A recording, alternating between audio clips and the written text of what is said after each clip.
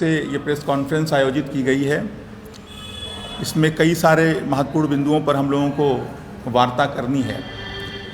सबसे पहली जो घटना है वो झांसी के मेडिकल कॉलेज में जो घटना हुई है, वो जहां एक तरफ दिल को दहलाने वाली घटना है, सभी को दुखी करने वाली घटना है, वहीं दूसरी तरफ उत्तर प्रदेश की सरकार के फेल्योर का सबसे बड़ा ऐलान है ये घटना। भारतीय जनता पार्टी की सरकार जब से उत्तर प्रदेश के अंदर आई है, तब से चाहे शिक्षा की बात करें और चाहे स्वास्थ्य की बात करें, ये दोनों मुद्दे इनकी प्राथमिकताओं में कहीं नहीं हैं। कभी गोरखपुर के अंदर ऐसी बड़ी घटना घटती है, कभी झांसी के अंदर घटना घटती है, और अगर आप उत्तर प्रदेश के सरकारी अस्पतालों की बात करेंगे, मेडिकल कॉलेज की बात करेंगे, तो वो खुद ही बीमार हैं, खुद ही अव्यवस्थाओं का शिकार हैं। उनसे आप इलाज की उम्मीद करें, ये बेईमानी होगी। झांसी के अंदर जो भी घटा है वो निश्चित रूप से दिल को दहलाने वाला है, बहुत ही हृदय विदारक घटना है, और जो तथ्य सामने आ रहे हैं वो बेहद चौंकाने वाले हैं। अभी 8 महीने पहले उत्तर प्रदेश की सरकार ने जिस NICU का गाजे बाजे के साथ उद्घाटन किया था, आज वहां पर इतनी बड़ी घटना घटी। 2020 से वहां जो अग्निशमन यंत्र लगे हुए हैं वो एक्सपायर चल रहे हैं, उनको बदला नहीं गया है।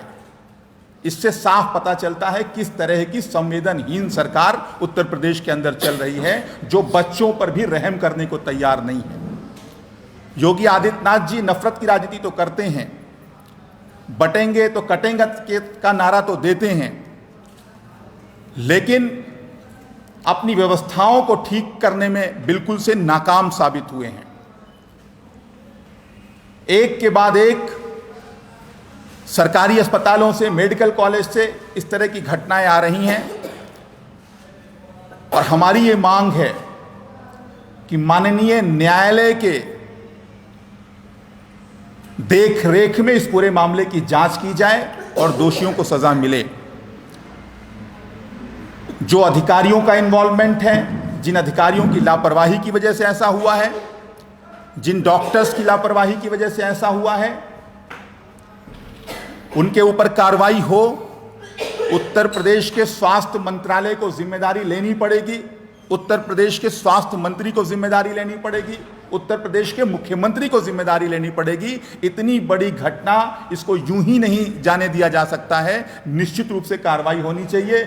और जो उत्तर प्रदेश के स्वास्थ्य मंत्री हैं, उनको बिना देर किए इस घटना की जिम्मेदारी लेते हुए इस्तीफा देना चाहिए। दूसरी जो सबसे बड़ी समस्या उत्तर प्रदेश के अंदर वर्तमान समय में चल रही है, वो गांव-गांव में, जिले-जिले में खाद का जो संकट है, खाद का जो अकाल है, उस पर जिस तरीके से सरकार आंख मूंदे हुए है, वो बेहद ही शर्मनाक है। आज किसानों के ऊपर लाठियां चार्ज हो रही हैं, उनको खाद नहीं मिल रही है, गेहूं की बुआई का समय निकला जा रहा है, लेकिन खाद और बीज का इंतजाम कर पाने में सरकार नाकाम है। पूरी तरीके से कालाबाजारी हो रही है खाद और बीज की। तो आम आदमी पार्टी इस प्रेस कॉन्फ्रेंस के माध्यम से ये अपील करती है सरकार से कि जल्द ही खाद का इंतजाम करें, बीज का इंतजाम करें, वरना आम आदमी पार्टी एक बार फिर से इस मुद्दे को लेकर आंदोलनरत होगी पूरे प्रदेश के अंदर, सभी जिलों के अंदर। तीसरी जो सबसे बड़ी बात है, इसके लिए आज ये प्रेस कॉन्फ्रेंस आयोजित करी गई है, आने वाले 6 दिसंबर को जो महापरिनिर्वाण दिवस है बाबा साहब भीमराव अंबेडकर जी का, उसकी पूर्व संध्या पर आम आदमी पार्टी की तरफ से एक प्रदेश स्तरीय कार्यक्रम का आयोजन उत्तर प्रदेश की राजधानी लखनऊ के सहकारिता भवन में किया जाएगा, जिसमें आम आदमी पार्टी के कद्दावर नेता माननीय राज्यसभा सांसद श्री संजय सिंह जी बतौर मुख्य अतिथि उपस्थित रहेंगे। उसके साथ साथ 6 दिसंबर को जो महापरिनिर्वाण दिवस है, उस दिन उत्तर प्रदेश के सभी जिलों में आम आदमी पार्टी 6 दिसंबर की तिथि को, यानी बाबा साहब भीमराव अंबेडकर जी की पुण्यतिथि को 6 दिसंबर को संविधान रक्षा दिवस के रूप में मनाएगी। पूरे उत्तर प्रदेश के सभी जिलों के अंदर आम आदमी पार्टी महापरिनिर्वाण दिवस को संविधान रक्षा दिवस के रूप में मनाएगी। दरअसल जिस तरीके से बाबा साहब भीमराव अंबेडकर जी के संविधान को तार तार किया गया है, चाहे उत्तर प्रदेश की सरकार की बात कर लें, चाहे केंद्र सरकार की बात कर लें, इन्होंने जिस तरीके से स्वतंत्र संवैधानिक संस्थाओं को अपनी लठैत के रूप में इस्तेमाल किया है, उससे देश और प्रदेश के लोगों के अंदर बड़ी निराशा है। चाहे आप ईडी की बात कर लें, चाहे सीबीआई की बात कर लें, चाहे आईटी डिपार्टमेंट की बात कर लें, चाहे दिल्ली पुलिस की बात कर लें, चाहे जहां जहां भारतीय जनता पार्टी की सरकारें प्रदेश के अंदर हैं वहां की पुलिस की बात कर लें, तो सरकारों ने, भारतीय जनता पार्टी ने इन सारी एजेंसीज को अपनी लठैत के रूप में इस्तेमाल किया है। तमाम तरह के उदाहरण हैं, चाहे आम आदमी पार्टी के शीर्ष नेता अरविंद केजरीवाल जी की गिरफ्तारी का जिक्र कर लें, चाहे माननीय उप मुख्यमंत्री, पूर्व मुख्यमंत्री मनीष सिसोदिया जी की गिरफ्तारी का जिक्र कर लें, चाहे वर्तमान राज्यसभा सांसद आम आदमी पार्टी उत्तर प्रदेश के प्रभारी कद्दावर नेता माननीय संजय सिंह जी की गिरफ्तारी का जिक्र करें, सत्येंद्र जैन जी की गिरफ्तारी का जिक्र करें। सारे मामलों से साफ पता चलता है कि भारतीय जनता पार्टी जिन नेताओं का, जिस पार्टी का रणनीतिक तौर पर मुकाबला कर पाने में असफल रहती है, उनके ऊपर इन एजेंसीज का चाबुक चलाने का काम करती है। तो ये बहुत ज़रूरी है कि बाबा साहब भीमराव अंबेडकर जी की परिनिर्वाण दिवस के अवसर पर हम लोग देश और प्रदेश के सामने इस सच्चाई को लाने का काम करें। और जब तक संविधान मजबूत नहीं होगा, जब तक संविधान पर सरकार चलेगी नहीं, संविधान के बनाए कानूनों पर सरकार नहीं चलेगी, तब तक देश का लोकतंत्र, प्रदेश का लोकतंत्र मजबूत नहीं होगा। प्रदेश के लोकतंत्र को मजबूती देने के लिए, देश के लोकतंत्र को मजबूती देने के लिए आम आदमी पार्टी आने वाले 6 दिसंबर को जो महापरिनिर्वाण दिवस है उसको उत्तर प्रदेश के सभी जिलों में संविधान रक्षा दिवस के रूप में मनाएगी। और 5 दिसंबर जो पूर्व संध्या है अंबेडकर जी की पुण्यतिथि की, उसको उत्तर प्रदेश की राजधानी लखनऊ के सहकारिता भवन में हम लोग सामाजिक न्याय कार्यक्रम के रूप में मनाएंगे। अब जो 5 दिसंबर का कार्यक्रम है उसके लिए एक पोस्टर, जो निमंत्रण पत्र है, जो सारे बुद्धिजीवियों को हम लोग देंगे। आम जनमानस से भी अपील करेंगे कि लखनऊ के इस कार्यक्रम में शिरकत करें।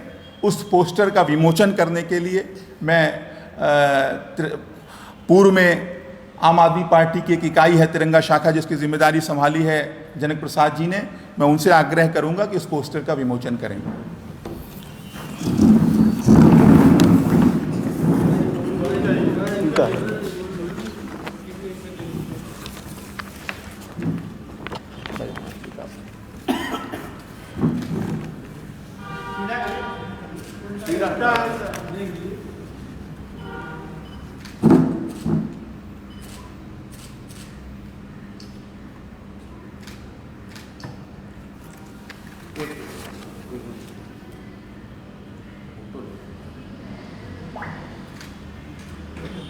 सामने देखिए।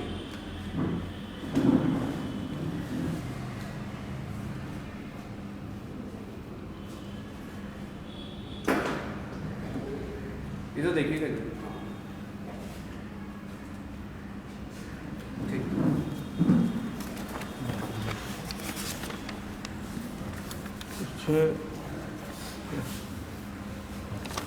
बैठिए। बोल दीजिए बहुत शॉर्ट। सभी प्रेस के साथियों को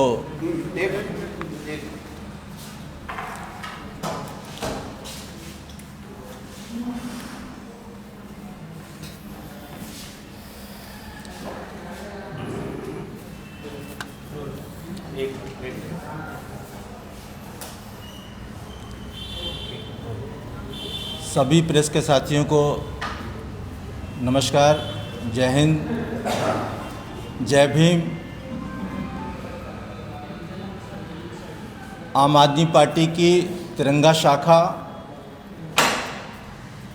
उत्तर प्रदेश के लखनऊ में सहकारिता भवन में 5 तारीख को प्रातः 11 बजे बाबा साहब के परिनिर्वाण दिवस की पूर्व संध्या पर उनको हम लोग श्रद्धांजलि अर्पित करेंगे। जो बाबा साहब का छूटा हुआ काम है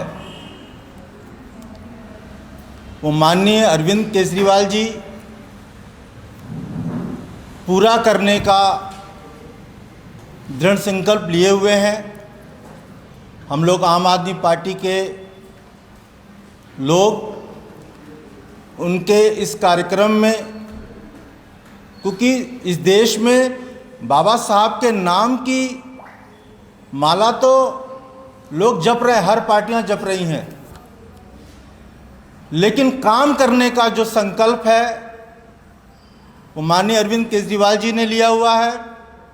जो बाबा साहब का नारा था, शिक्षित बनो, संगठित हो और संघर्ष करो, जो शिक्षा वाली बुनियाद है कि इस देश के हर गरीब, चाहे वो किसी जाति का हो, किसी धर्म का हो, किसी मज़हब का हो, उसको शिक्षा, क्वालिटी एजुकेशन सरकारी स्कूल में मिलनी चाहिए और मुफ्त मिलनी चाहिए। ये बाबा साहब का सपना था जो समानता का अधिकार देता है।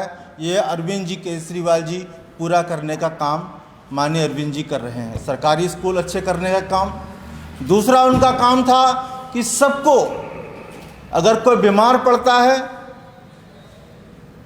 तो उसको अच्छा इलाज होना चाहिए, उसके लिए सरकारी अस्पतालों को अच्छा करने का काम, 1 रुपए से लेके 1 करोड़ तक का इलाज करने का काम।